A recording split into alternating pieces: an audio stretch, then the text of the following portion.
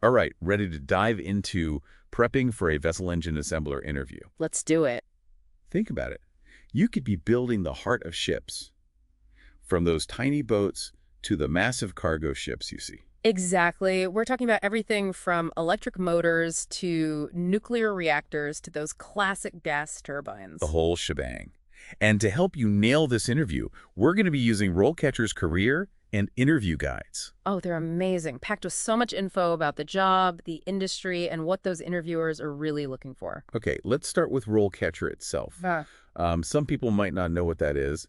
It uses AI, which can sound a little scary, but how does it actually help with applications? So what it does is it takes those super long job descriptions, you know the ones, and its AI picks out the skills the employer actually wants. Oh, interesting. Yeah, so you know exactly what to highlight on your resume and cover letter, and you can even spot gaps in your skills and brush up on those before you even apply. So it's like a personal assistant who knows exactly what the employer wants. Precise. Okay, I like it.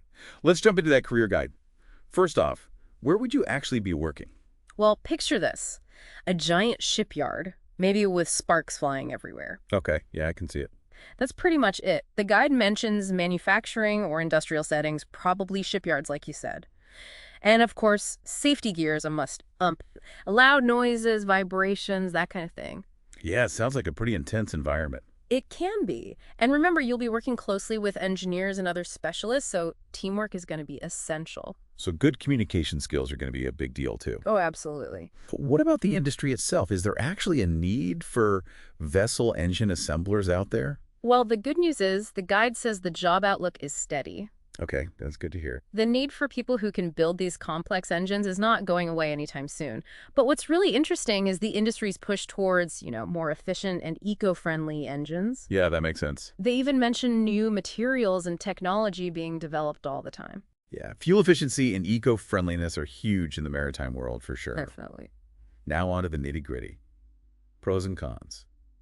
The guide talks about job stability, potential growth, hands-on work, and possibly a high salary, right? That's all in there.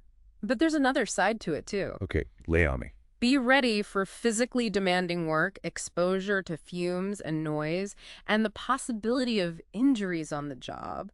And yeah, some tasks can get a bit repetitive. So it's not for the faint of heart. You got it. All right, let's dive into those interview questions. RoleCatcher gives us a peek behind the curtain and shows us what interviewers are really after. It's so valuable. Yeah, it is. We're going to go through each question, break down what they're trying to assess, give you a winning approach for your answer, and even throw in a potential follow-up question to really get you thinking, ready to nail this. Absolutely. Let's do it. All right, question 1. Describe your experience with assembling vessel engines. Sounds straightforward enough, but what are they really after here? They want to hear about your hands-on experience, your knowledge of the nuts and bolts, literally. Makes sense. So they need specific examples that prove, your engine components, those assembly techniques, and how to problem solve on the fly. So how should someone approach this question?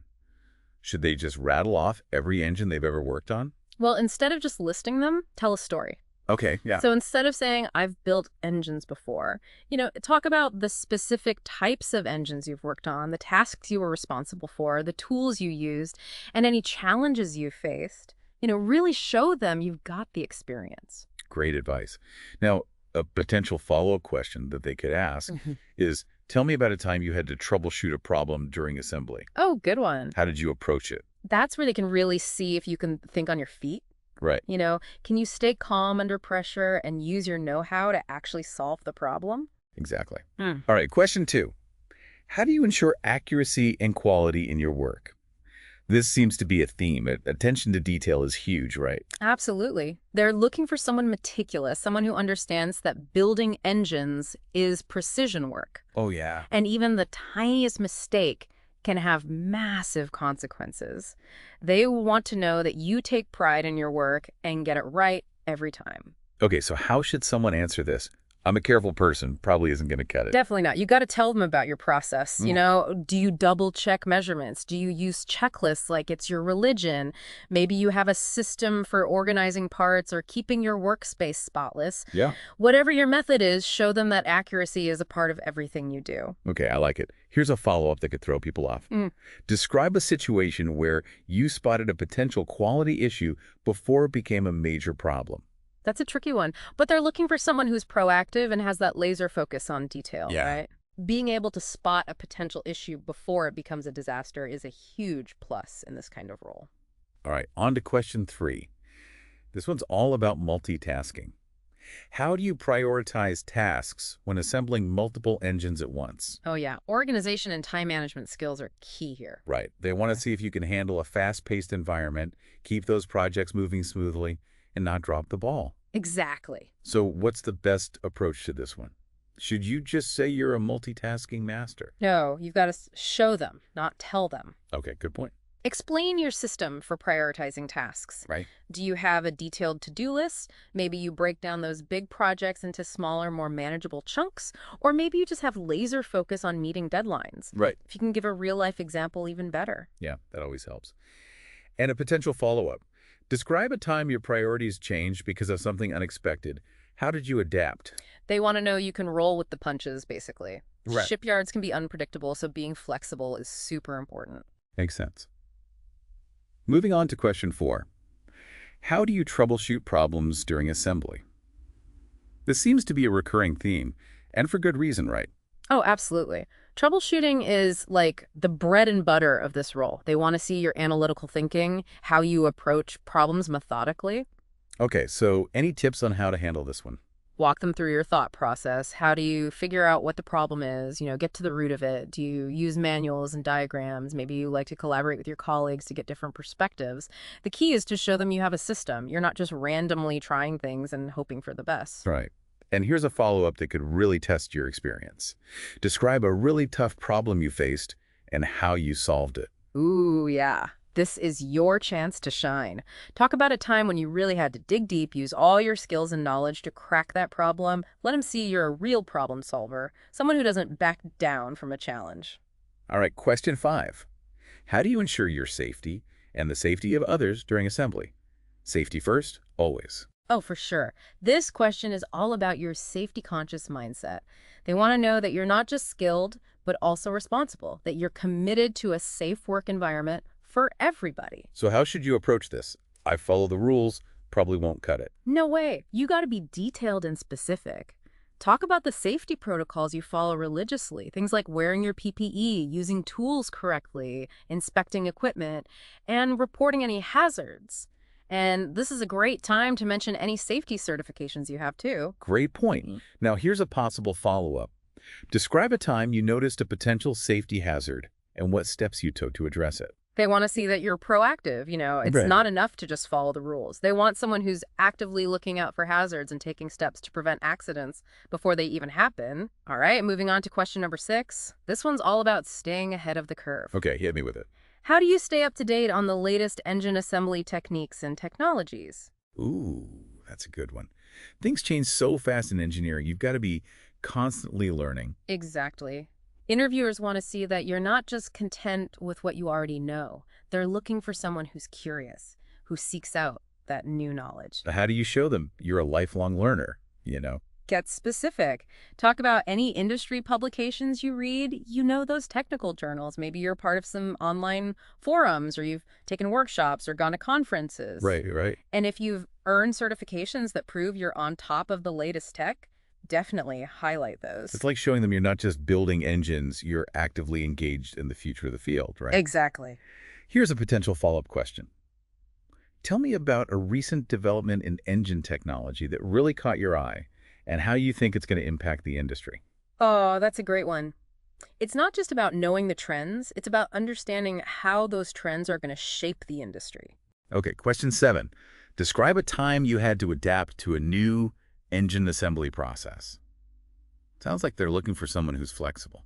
Absolutely. The maritime industry is always evolving, especially engine assembly. New technologies, regulations, best practices, it's dynamic, and they need people who can adapt. So how do you answer this one? I'm flexible. Probably isn't going to cut it. Nope. You need a concrete example. Talk about a time when a new process was introduced. Okay. Maybe a new software or a new assembly method. Describe the challenges you faced, how you tackled them, what you learned. Right.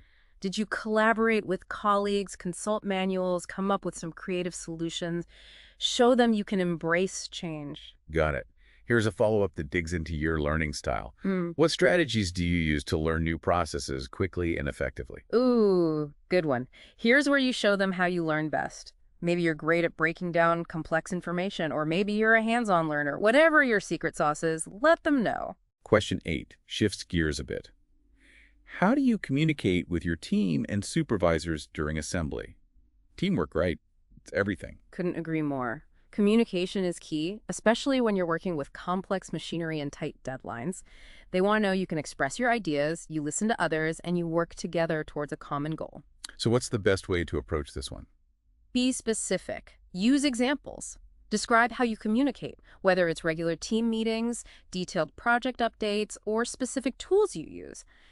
Highlight your ability to give clear instructions, listen well, and resolve conflicts constructively. Show them you're a team player. And here's a follow-up that tests those conflict resolution skills. Describe a situation where there was a communication breakdown. How did you help fix it? Everyone's been there, no team is perfect, and communication breakdowns happen. They want to know that you can identify those breakdowns, address them proactively, and get the team back on track. Okay, question 9. How do you ensure the final product meets customer expectations and specifications? So basically, making sure those engines work flawlessly, right? Exactly. This question's all about understanding quality standards and your commitment to delivering a top-notch product. Okay, so how do you answer this one? How do you prove you're all about quality? Walk them through your process. Yeah. Do you meticulously inspect your work at every stage? Do you double-check every measurement against the specs? Do you get feedback from colleagues just for a fresh perspective? Right. Highlight the steps you take to make sure that every engine is a masterpiece. And here's a follow-up. Have you ever had to deal with a situation where the product didn't meet specs? What did you do? That's a chance to showcase your problem-solving skills, your ability to take ownership, and how you make sure the customer is happy. Even the best engineers mess up sometimes. But the key is to learn from those mistakes and make sure they don't happen again. All right, last question, number 10. How do you manage your time and workload during assembly? Time management, it's crucial in any job, but especially when you're building something as complex as a vessel engine. Absolutely. They're looking for someone who can prioritize, stay organized, and work efficiently to meet those deadlines. Shipyards are busy, busy places. So how do you tackle this question? How do you show them you're a master of time? Share your secrets. Do you live by those detailed to-do lists? Maybe you're a whiz with scheduling apps or project management software. Whatever it is, explain it clearly, give some real-life examples. Don't just tell them you're organized, show them how you do it. And a potential follow-up to really put you to the test. Describe a time you had to juggle multiple urgent tasks at once. How did you prioritize and manage your time? They want to know you can stay calm under pressure, make those smart decisions, and get things done even when it's crazy busy. Before we wrap up, let's circle back to RoleCatcher for a sec. It's not just about practicing these questions, right? Oh, definitely not. RoleCatcher's AI can actually help you tailor your answers to the specific job you're applying for. Oh, wow, that's amazing. It's like a personal interview coach. So it's not just about memorizing generic answers. It's about understanding what this specific employer is looking for. Exactly. And the feedback feature is awesome. You can practice your answers, and RoleCatcher gives you AI-powered suggestions on how to improve. It's like having an expert analyze your every word. Wow, it really does sound like a game changer for any interview. Okay, before we move on to the final part of this deep dive, let's touch on some career insights from the career guide. What do you think? Yeah, that's a great idea. So we've talked about the job itself and those interview questions, but where can this job actually take you? What's the bigger picture? Well, the career guide actually talks about that. One path is moving up into those supervisory roles, leading teams, managing projects. I bet that takes some serious leadership skills in addition to all the technical stuff. Oh, absolutely. You could also transition into like engineering or design roles using your assembly experience to create the next generation of engines. So you're not stuck in the shipyard forever. Nope, not at all. The guide really stresses that the industry is constantly changing, with new tech popping up all the time. So continuous learning is key, whether it's courses, workshops, certifications. Sounds like there's a lot of room for growth and, specializing. Definitely. And remember, vessel engine assembler isn't the only job title out there. You might see aircraft engine assembler, mechatronics assembler. It really depends on the industry. Speaking of mechatronics, that's one of the terms the guide mentions. Yeah. What exactly does that involve? So mechatronics is like the intersection of mechanical, electrical, and computer engineering. Okay. Modern engines have so many electronic components and systems these days. A mechatronics assembler needs to understand not just how to assemble the pieces, but how all those systems work together. Wow, that's a whole other level of expertise. It is, and it's becoming super important in the maritime industry. Think about those advanced electric and hybrid propulsion systems we talked about earlier. They require a totally different skill set compared to those traditional diesel engines. Okay, let's get back to the interview for a sec. We've gone over the questions, but what about just the overall impression we make?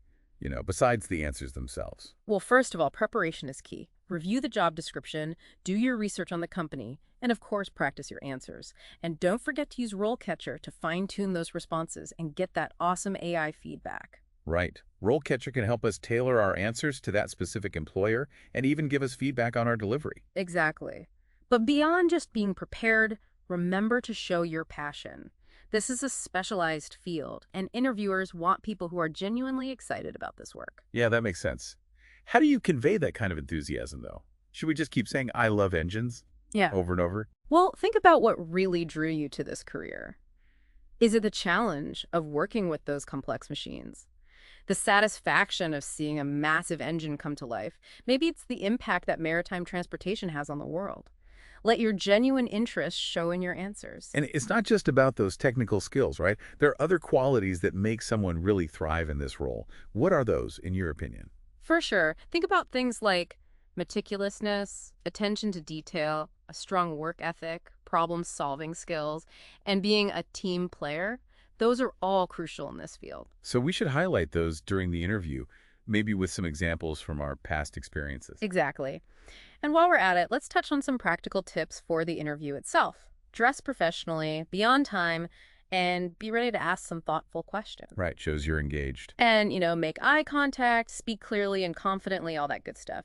Be your best self, but be authentic. Yeah, authenticity is key. They can tell if you're just giving them a canned response. They want to get to know you, the real you, and see if you'd be a good fit for their team. Exactly. So we've covered a lot of ground today, from the ins and outs of vessel engine assembly to, you know, really nailing those tough interview questions.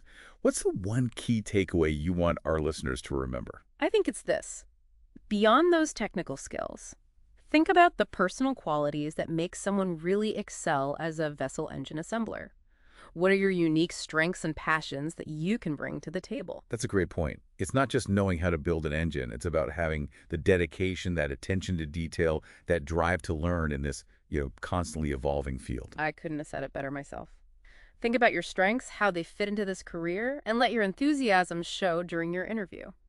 Well, that wraps up our deep dive into the world of vessel engine assembly. We hope this episode is giving you the knowledge and the confidence to crush that interview and start an exciting career in this amazing field. You got this. Prepare well, show your passion, and definitely explore RoleCatcher for all your job application needs. It's a fantastic tool for anyone who wants to stand out in today's job market. Until next time, happy assembling.